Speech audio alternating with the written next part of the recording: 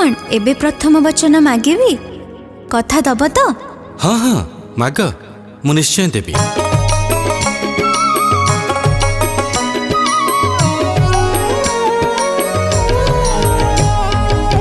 प्रथम वचन दिया हे भाभी पति, कथा देले दुहे हेबा पति और पत्नी। जेबे तुम तीर्थ व्रत करिण जीवा